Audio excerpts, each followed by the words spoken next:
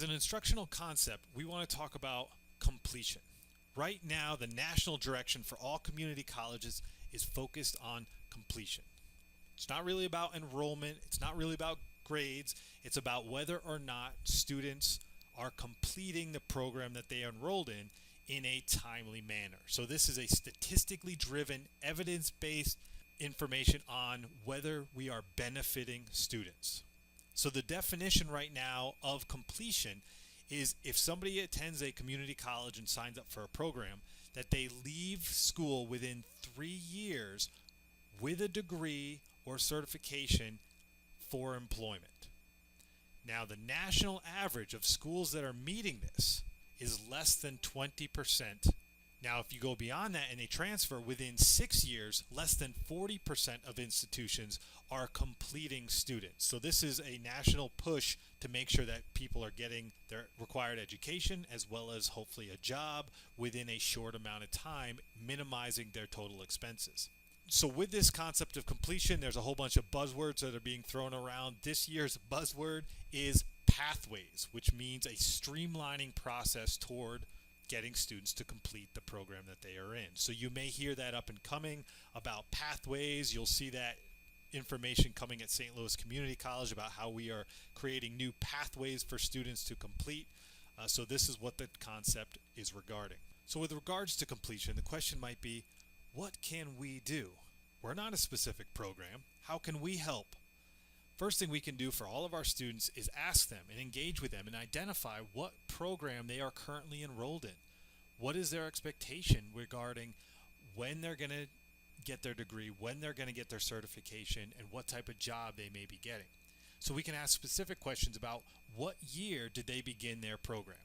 This is very important because students are bound by the academic catalog based on the year which they started their program or which they enrolled. So if they started in 2015, all the information within 2015 is required for them.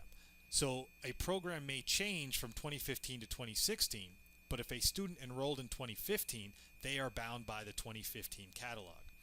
This is important for us in our PE requirement because any student who started before fall of 2017 is required to do the PE requirement of 2 credits. And anybody moving forward, if their program changes, may not be.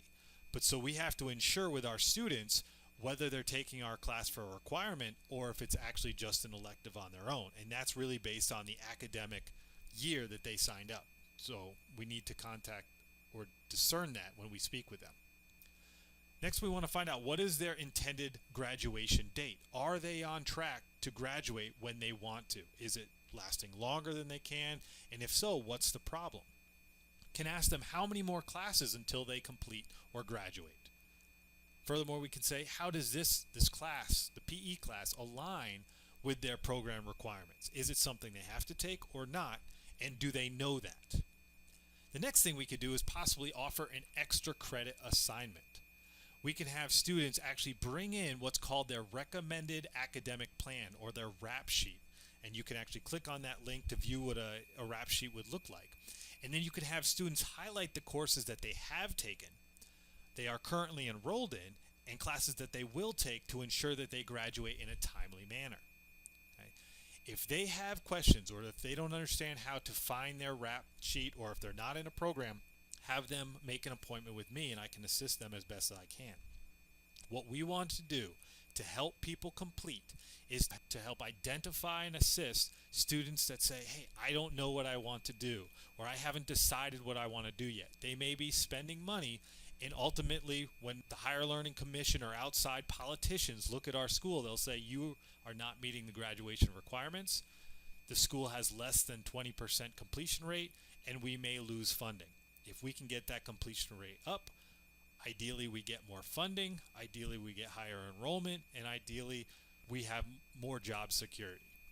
That's the concept of completion. If you'd like to discuss about that further, please let me know.